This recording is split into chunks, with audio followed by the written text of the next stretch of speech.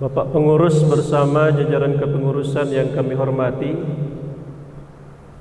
kemudian kepada bapak-bapak, ibu-ibu, kaum muslimin wal muslimat, jemaah zuhur rahimakumullah. Pertama, kita bersyukur kepada Allah Subhanahu wa taala. Alhamdulillah, kita pada zuhur kali ini masih diberikan oleh Allah kesempatan untuk melaksanakan ibadah salat zuhur kita berjemaah. InsyaAllah beberapa menit lagi kita akan tegakkan. Kemudian salawat dan salam buat junjungan alam sebagai rahmatan lil alamin, Nabi Muhammad sallallahu alaihi wasallam. Allahumma salli ala Muhammad wa ala ali Muhammad. Bapak-bapak, ibu-ibu, kaum muslimin wal muslimat, jemaah zuhur rahimakumullah. Salah seorang sahabat Rasulullah sallallahu alaihi wasallam yang disebut dengan Ali bin Abi Thalib, di mana beliau pernah memberikan beberapa nasihat wejangan hidup yang barangkali kaum muslimin dan kaum muslimat, wejangan ini, nasihat yang disampaikan oleh Ali bin Abi Thalib, yang pada hakikatnya kaum muslimin akan memberikan kepada kita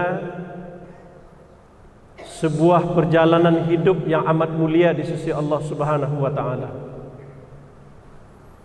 Apa yang disampaikan oleh Ali bin Abi Thalib? Pertama, Ali menyebutkan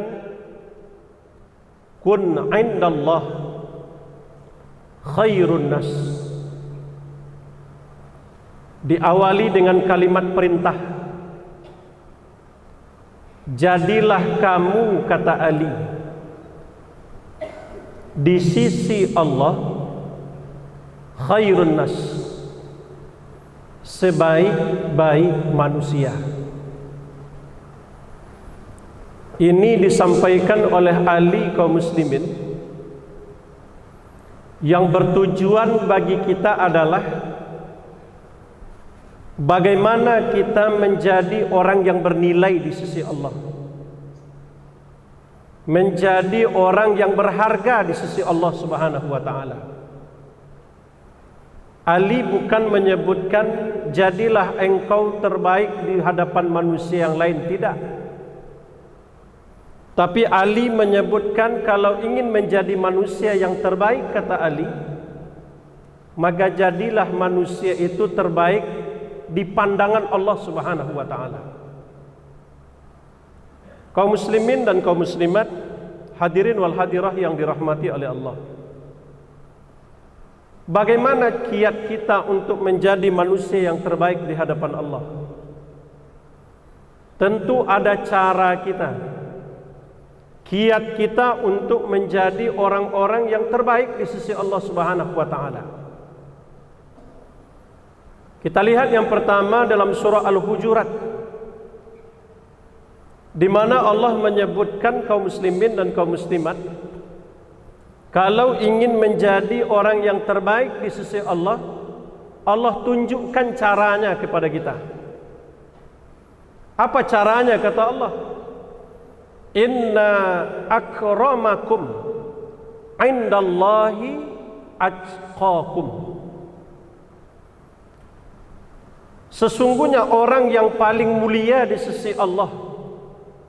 Berarti orang ini memposisikan bagaimana dia menjadi orang yang mulia di hadapan Allah. Kata Allah, inna akramakum indallahi atqakum. Sesungguhnya orang yang mulia di sisi Allah itu adalah orang yang bertakwa di antara kita.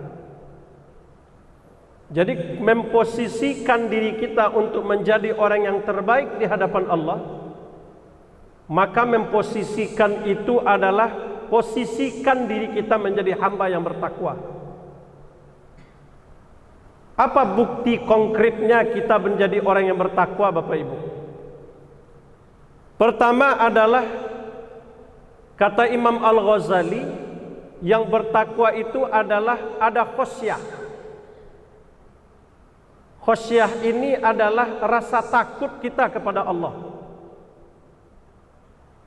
Ketika seseorang itu mempunyai rasa takut kepada Allah, ini merupakan cara bagi kita adalah memposisikan diri kita di hadapan Allah, menjadi orang yang takut kepada Allah. Bukan berarti orang yang takut kepada Allah menjauhi Allah, mempertebal rasa takut kita.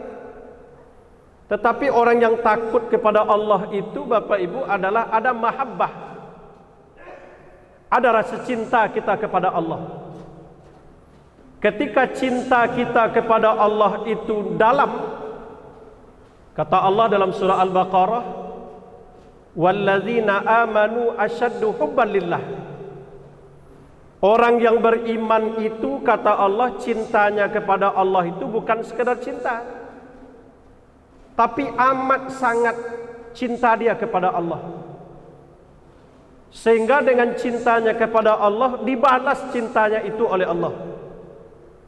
Apa buktinya dibalas oleh Allah? Nanti rujuk surah yang ke-7 ayat yang ke-56 di penghujung ayat. Apa kata Allah? Inna rahmatallahi qaribum minal muhsinin. Kasih sayang Allah itu dekat dari orang yang berbuat baik.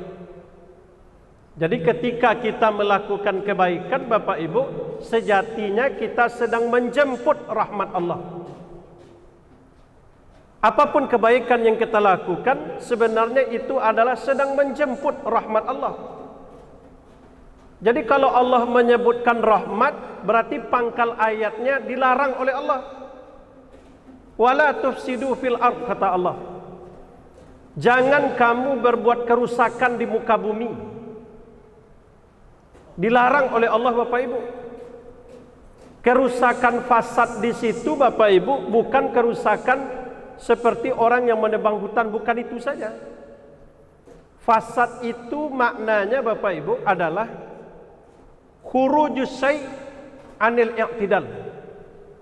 Fasad itu artinya adalah keluarnya sesuatu dari keseimbangan. Jadi kalau orang keluar dari sesuatu keseimbangan, artinya tidak normal. Kalau ada laki-laki mencintai perempuan, itu normal, atau sebaliknya, itu normal. Yang tak normalnya itu laki-laki mencintai laki-laki atau perempuan mencintai perempuan, itu tak normal. Nah, kita lihat akhir ini, Bapak Ibu, hujan yang kita lihat itu tidak lagi normal. Kenapa tidak normal hujan? Padahal hujan itu diturunkan Allah untuk menumbuhkan yang mati, untuk menghidupkan sesuatu yang hampir mati, untuk irigasi pertanian. Itu normalnya hujan. Tapi ketika hujan itu tidak lagi normal, artinya keseimbangan tidak ada lagi, maka yang akan terjadi, ibu bapak yang berbahagia, hujan tidak lagi memberikan irigasi kepada pertanian, tapi dia merusak lagi. Ini disebabkan karena, Bapak Ibu, perbuatan fasad manusia itu sudah tidak lagi normal. Manusia tidak lagi sesuai dengan kadarnya. Sehingga apa yang terjadi, Bapak Ibu? Sehingga bencana itu terjadi di luar keseimbangan. Angin tidak lagi memberikan kesejukan, hujan tidak lagi memberikan irigasi pertanian, bahkan menjadi sesuatu dilema bagi kita, bencana bagi kita. Kenapa? Kata Allah dalam Al-Quran, jangan, kata Allah, engkau berbuat kerusakan. Kerusakan itu bukan tangan yang dimaksud tangan. Kata Ibnu Katsir, tangan itu adalah aisababa bil ma'asi. Orang ketika bermaksiat, kata Ibnu Katsir, mereka sedang merusak. Sehingga Allah menyebutkan liuziqahum, kata Allah, ketika kerusakan itu terjadi akibat ulah tangan manusia, maka kata Allah, rasakan, kata Allah, apa yang engkau perbuat itu, coba rasakan, kata Allah. Bukan berarti Allah itu murka kepada kita Bapak Ibu, tidak. Tetapi Allah ingin merasakan perbuatan kamu itu, coba rasakan. Di ujung ayat di dalam surah yang ke-30 ayat 41 surah Rum, la'allahum yarji'un, supaya kita ini kembali kepada jalan yang benar. Jadi Bapak Ibu, rasa takut awak kepada Allah ke Bapak Ibu apa? Kita mampu untuk melakukan yang terbaik. Inna rahmatallahi qaribum minal muhsinin. Kalau kita melakukan kebaikan itu, rahmat Allah akan datang. Berarti berbuat kerusakan itu akan mendatangkan bencana dalam kehidupan kita. Ada kaitannya dengan dosa. Seringkali kita tanyakan demikian. Apa hubungannya dengan bencana? Padahal itu sudah ditakdirkan oleh Allah. Bapak Ibu nanti lihat dalam surah yang ke-29, mulai dari ayat 28 sampai ayat 40. Dari ayat 28 sampai 39 Allah menceritakan para nabi umat yang engkar. Mulai umat dari Nabi Lut, mulai dari umat Nabi Shu'aib, Nabi Hud, Nabi Soleh, kemudian Qarun, Fir'aun, Haman. Apa yang dilakukan oleh orang-orang yang disebutkan Allah dalam surah tersebut diselesaikan oleh Allah di ayat 40. Fakullan akhosna bizambih, masing-masing mereka kata Allah kami berikan azab karena dosa-dosa mereka. Apa yang ditimpakan bentuk azab kata Allah? Satu kata Allah, faminhum man arsalna alaihi hasiba, maka ada di antara mereka itu kami turunkan hujan batu kerikil. Tapi kita tak merasakan demikian karena Allah menyebut dalam Al-Quran ba'da. Mana ba'da itu dalam surah Rum itu menunjukkan ujian datang kepada kita itu sebagian kecil. Tapi umat-umat sebelumnya ujiannya bukan kecil. Faminhum man arsalna alaihi hasiba, ada hujan batu kerikil. Kemudian wa minhum man akhazat husaihah, ada juga bencana itu datang seperti suara keras dari langit. Sekali teriak, tidak adalah negerinya Bapak Ibu, penduduknya hilang seketika. Yang ketiga kata Allah, wa minhum man khasafna bihil ard, maka ada di antara mereka kami benamkan ke dalam bumi kata Allah. Kemudian kata Allah, wa minhum man aghraqna, dan ada di antara mereka tersebut kami tenggelamkan. Jadi bermacam ragam Bapak Ibu, ada yang dibenamkan, ada yang ditenggelamkan, ada dengan suara keras, ada dengan batu kerikil dari langit. Semuanya Allah sampaikan itu karena mereka melakukan dosa itu Bapak Ibu sudah diambang batas. Sudah tidak lagi memberikan keseimbangan. Kalau ada orang yang berbuat maksiat kemudian minta ampun kepada Allah, itu masih imbang. Ini sekarang dosa sudah dibiarkan begitu saja. Sehingga lagi Bapak Ibu yang terjadi apa? Tidak ada lagi kepatuhan kepada Allah Subhanahu wa taala. Bapak-bapak, ibu-ibu yang dirahmati oleh Allah Subhanahu wa taala, maka untuk itu kita melihat Bapak Ibu, jadikanlah posisi diri kita menjadi orang yang terbaik di sisi Allah Subhanahu wa taala. Mudah-mudahan Bapak Ibu, apa yang kita sampaikan ini memberikan penyejukan, mudah-mudahan la'allahum yarji'un, kembali kita kepada jalan Allah Subhanahu wa taala. Subhanakallahumma wa bihamdika nasyhadu an la ilaha illa anta astaghfiruka wa atubu ilaik. Assalamualaikum warahmatullahi wabarakatuh.